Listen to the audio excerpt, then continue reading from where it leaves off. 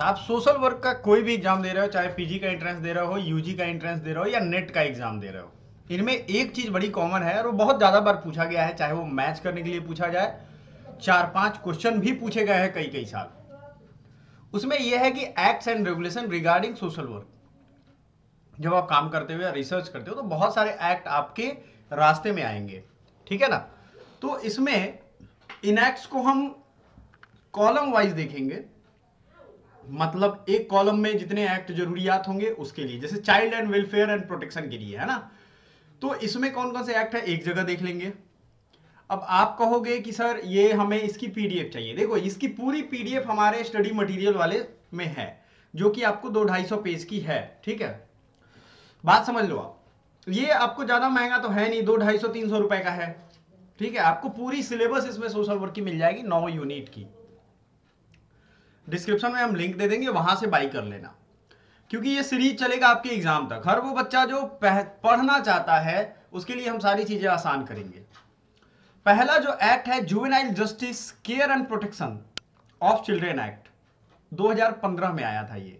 ये एक्ट बहुत महत्वपूर्ण है। जितने भी जुडिशियल वर्डिक्ट आते हैं रिगार्डिंग चिल्ड्रन, इसको ध्यान में रख करके ही किया जाता है, ठीक है। ये care, protection and rehabilitation of children के बारे में है। किसी बच्चे को कैसे रखना, आप देखते होगा ना, कभी कभी स्कूल में पिटाई लगा दी जाती है बच्चों की, तो वो प्रिंसिपल गए जेल में, टीचर गए जेल में, ठीक है। Protection and rehabilitation of children, उनकी सुरक्षा करनी है। आपने देखा होगा रिहेबिलिटेशन सेंटर होते हैं हर जिले में, तो कहीं तो उसके बेस होते हैं, यही उनके बेस होते हैं। Protection of children from sexual offence act 2012 में, किसी भी तरीके का सेक्सुअल ऑफेंस अगर चिल्ड्रन के साथ होता है, आप यकीन मानो देश में इतने स्ट्रांग एक्ट हैं, इतने खतरनाक कानून हैं कि उस व्यक्ति की पूरी जीवन खराब हो जाएगी। ये पॉस्को का एक्ट लग गया तो, सबूत मिले या ना मिले, अगर ये सिर्फ एफआईआर में है तो उसको गिरफ्तार होना पड़ेगा, बड़ी मुश्किल से उसको इस मामले में बेल मिलती है। ये इतना स्ट्रिक्ट लॉ है, ठीक है। पॉस्को एक्ट याद रखिएगा, protection of children from sexual offence act 2012 protects children from sexual abuse and exploitation. The right of children to free and compulsory education act 2009 RTE act, ठीक है। ये बच्चों के एजुकेशन से संबंधित है। 2009 में आरटीई एक्ट आया, जो कि 6 से 14 साल के बच्चों को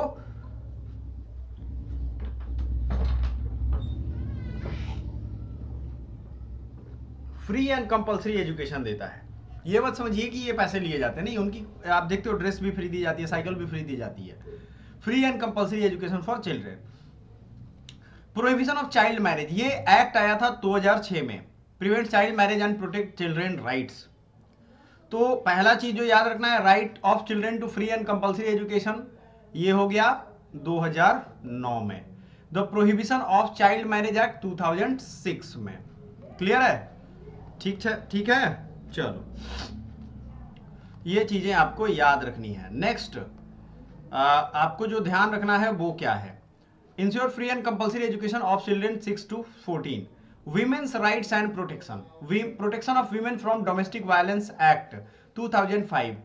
आपने सुना होगा, अगर आप डोमेस्टिक वायलेंस के बारे में डिफिनेशन जानते होगे, किसी भी तरीके का हिंसा महिला पे आप करते हो तो वो पनिशेबल ऑफेंस है 2005 के एक्ट के अकॉर्डिंग। डाउरी के लिए हमारे देश में एक एक्ट है जो 1961 में एक मूवी है, देखिएगा आप, ये आग कब बुझेगी। बहुत बड़े एडवोकेट रहते हैं, उनकी बेटी और मतलब उनकी एक शिष्या रहती है, रेखा है उस मूवी में। ये आग कब बुझेगी, दहेज में जो लड़कियों को कैसे जला दिया जाता है, कितना सिनेरियो उसमें क्लियर दिखाया गया। और तब से मुझे बड़ी दुख होता है कि बिहार, उत्तर प्रदेश या पूरे भारत में कह लो, डाउरी लोग एकदम, कोई भी ऑफिसर, बड़ा से छोटा, मंत्री विधायक हो, छोटे से बड़ा लोग, छोटे से तबके से लेकर के बड़े लोग, सभी लोग डाउरी लेते हैं आराम से, दहेज। और खतरनाक बात है, इसके खिलाफ कानून है। आप समझ रहे हो, दहेज देना और लेना दोनों दंडनीय अपराध है। उसके बावजूद ये चीज धड़ल्ले से चल रहा है। इस हिसाब से पूरे भारत के मैक्सिमम लोग जो दहेज ले रहे हैं, दे रहे हैं, वो क्रिमिनल है। हाँ, ये बात अलग है कि चोर पकड़ा गया तब चोरी हुई, सही बोल रहा हूं ना मैं। बिहार के मैं 95% लोगों को बोलता हूं कि वो क्रिमिनल कैटेगरी में है इस डाउरी प्रोहिबिशन एक्ट के खिलाफ। तो भाई ये चूंकि एक्सेप्टेड बिहेवियर में आ गया है, मतलब एक्सेप्टेड है ये। मैं एक बार बैठा था कॉलेज में, उस समय एक दोस्त ने मेरे पूछा कि आपके एरिया में दरोगा का क्या रेट है। हमका क्या रेट है बे दरोगा का, मतलब क्या वो सेटिंग करवाने की रेट पूछ रहे हो। कह रहे नहीं मतलब दहेज में कितना मिलता है। हमका ये रेट इसको इस तरीके से पूछ रहे हो क्यों, बीएचयू की बात है। तो उसने क्लियर किया कि हर चीज का रेट है, डीएसपी है तो 50 लाख इस तरीके का। तो इस तरीके से सोसाइटी की मेंटालिटी। और आप देख रहे हो दहेज से शादी करो, उसके बाद देखो आपको दहेज में सामान से ही प्यार करना पड़ेगा और उससे ही जीवन बितानी पड़ेगी, बाकी कुछ और साथ दे ना दे। ये है, सत्य है ये। तो sexual harassment of women at work place prevention prohibition and redressal act 2013, ये है ना, एड्रेसेज वर्क प्लेस हरासमेंट के लिए ये एक्ट आया था। मैटरनिटी बेनिफिट एक्ट भी 1961 में आया था, जो कि बाद में सुधार इसमें हुआ है, आपने देखा होगा रिसेंट में 2014 के बाद इसमें सुधार हुए हैं। तो ये पहला वाला है 1961 में, याद रखिएगा, मैटरनिटी लीव एंड बेनिफिट्स के बारे में। Schedule caste, tribe and other backward classes, इसमें SC/ST एक्ट, जिसको prevention of atrocities against schedule caste and schedule tribes act 1989 के नाम से जानते हो, prevents violence and discrimination against SC/ST। ठीक है। द फॉरेस्ट राइट एक्ट, ये पूछा गया था इस बार, मैं सोशल वर्क का एग्जाम देने गया था नेट का, तो उसमें ये पूछा गया था। फॉरेस्ट राइट एक्ट, एक देखो फॉरेस्ट एक्ट है 1927 में और फॉरेस्ट राइट एक्ट है 2006 में। ठीक है, फॉरेस्ट राइट एक्ट कितना है, कब है, 2006 में, याद रखिएगा। Recognise the right of forest dwelling tribal communities, forest right act में जो ट्राइबल कम्युनिटीज जो रह रही हैं उनके लिए ये एक्ट है। National commission for backward classes 1993, ये भी आपने सुना होगा क्योंकि रिसेंटली न्यूज में था, ओबीसी वेलफेयर के लिए है ये। Next, disability and citizens welfare के लिए है। डिसेबिलिटी एंड ओल्ड सिटीजन जो होते हैं, सीनियर सिटीजन, उनके वेलफेयर के लिए है। हम इसको देखेंगे, right of person with disabilities act 2016, ensure equal rights and opportunity for disabled individuals. Previous year question देखोगे ना तो आपके दिमाग चकरा जाएगी, इससे कितने क्वेश्चन आ रहा है। इसमें देखो, right of person with disability act 2016 में अपडेटेड आया है। इसमें equal rights, opportunity for disabled individual, rights of person with disability. ठीक है, maintenance and welfare of parents and senior citizen act 2007। ठीक है, maintenance of and welfare of parents and senior citizen act, clear है ये चीज, provide for maintenance of senior citizen bye children. तो ये act भी है 2007 में। Labour and employment welfare, minimum wages act 1948, children child and adolescent labour, जिसमें आप सुने होंगे कि 14 साल से नीचे के बच्चों को काम नहीं करवा सकते हैं। मिनिमम वेजेस एक्ट तो है ही, लेबर एंड एम्प्लॉयमेंट वेलफेयर से रिगार्डिंग ये है। तो चाइल्ड एंड एडोलसेंट के लिए जो एक्ट है वो 1986 में आया था, 2016 में इसमें सुधार किए गए हैं। जैसे घर का काम वो कर सकता है अगर 14 साल से कम का बच्चा है। ठीक है, तो prohibit child labour under 14 years. Under unorganised workers social security act 2008 provide welfare for informal sector workers. ठीक है, mental health and disability rights, mental health care act 2017 guarantees mental health care as a right. Mental health care and disability act क्या क्या है, mental health care act 2017 में आया हुआ है। Clear है। रिहैबिलिटेशन काउंसिल ऑफ इंडिया, शायद आप ये नहीं जानते होंगे, रिहैबिलिटेशन का पूरा एक रूल है हमारे देश में जो रेगुलेट करता है रिहैबिलिटेशन की। कोई भी दारू पिया हुआ या बेवड़ा टाइप अजीब इंसान है, उसको रिहैबिलिटेट करना पड़ता है तभी वो ठीक होगा। 1992 में human trafficking and bonded labour system abolition act 1976, immoral traffic prevention act 1956। Human trafficking आप सुनते होगे ना, लोग वो बेच देते हैं ऑर्गन उसके, है कि नहीं है, सुनते होगे आप लोग। तो बॉन्डेड लेबर सिस्टम एक्ट 1976 और immoral traffic act 1956 prevents human trafficking for prostitution. Environmental and social development, environment protection act 1986, right to information act 2005, environmental and social जो रिस्पॉन्सिबिलिटी होती है उसके लिए रिगार्डिंग ये एक्ट है। Ensure transparency and accountability in governance. Next, drug abuse and rehabilitation, narcotic drugs and psychotropic substance NDPS act, जो drugs पकड़े जाते हैं ना, ये सब यहाँ पे अलग से अवेलेबल हैं 1985 के एक्ट के। राइट टू इंफॉर्मेशन याद रखिएगा, बार बार पूछा गया है। और एनवायरमेंट प्रोटेक्शन एक्ट 1986 में है। तो कई बार एग्जाम में याद रहते हुए भी कंफ्यूजन तभी होती है जब बार बार उसको रिवीजन करके ना पहुंचो। Here are additional acts relevant to social work in India categorized by their area of impact। और आ जाते हैं human rights and social justice में आओगे, protection of human rights act 1993। अच्छा, आप में से बहुत लोग कहेंगे सर ये सिर्फ इंग्लिश में ही है। भैया इंग्लिश में ही इसको पढ़ लो, हिंदी में पढ़ोगे तो अजीब दिखेगा आपको। और इतने ऊंचे लेवल पे पहुंचने के लिए हिंदी इंग्लिश में ज़्यादा फर्क मत करो। मैं 3 भाषाएं जानता हूँ, हिंदी, इंग्लिश, भोजपुरी, और उसके अलावा एक तेलुगु भी आता है। हमें सॉफ्ट स्किल में BHU में 1 साल पढ़ना था मुझे, ठीक है। हर किसी को लेना पड़ता है एक सॉफ्ट स्किल, जब बड़े यूनिवर्सिटी में जाओगे समझ में आने लगेगा। तो उससे थोड़ी ना मेरी प्रभाव घट गई, बात समझो। नेशनल फूड सिक्योरिटी एक्ट 2013, ये फूड सिक्योरिटी का एक्ट है। Right to fair compensation and transparency in land acquisition, rehabilitation and resettlement act 2013, protect land owners rights during land acquisition.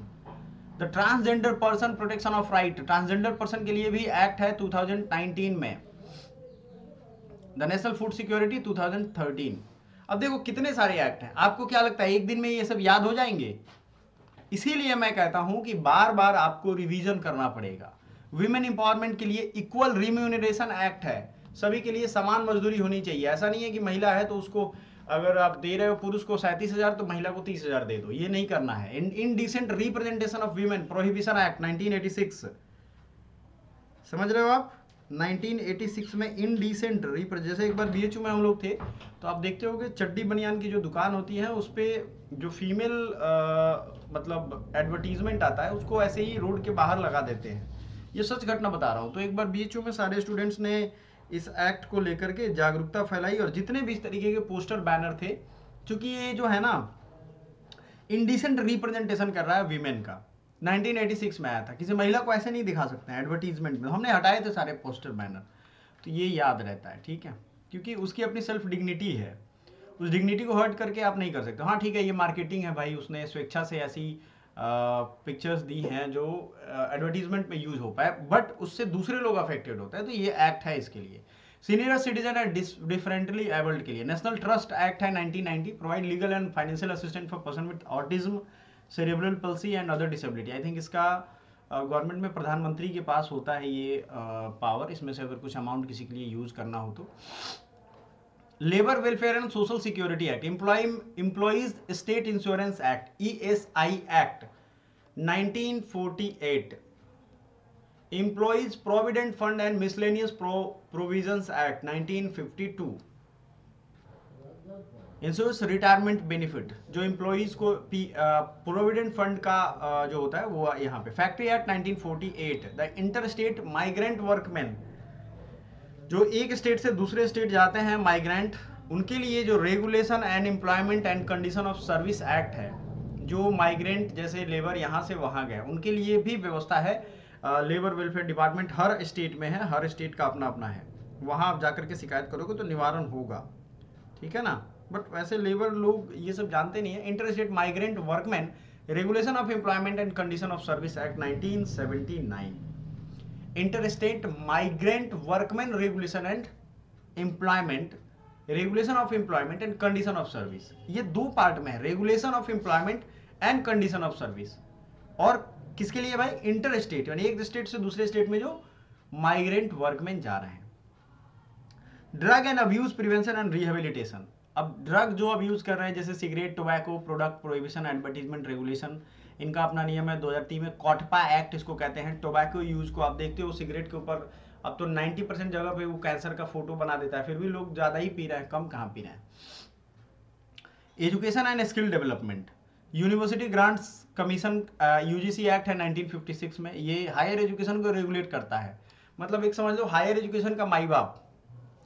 UGC में इतनी शक्तियां हैं कि आप सोच नहीं सकते हो। किसी का कॉलेज एक बार के नोटिस में वो बंद करवा सकते हैं, आप कुछ नहीं कर सकते, कोई मिनिस्ट्री कुछ करेगी ही नहीं, क्योंकि पढ़े लिखे के लोगों के बीच में हस्तक्षेप भी पढ़े लिखे लोग करते हैं।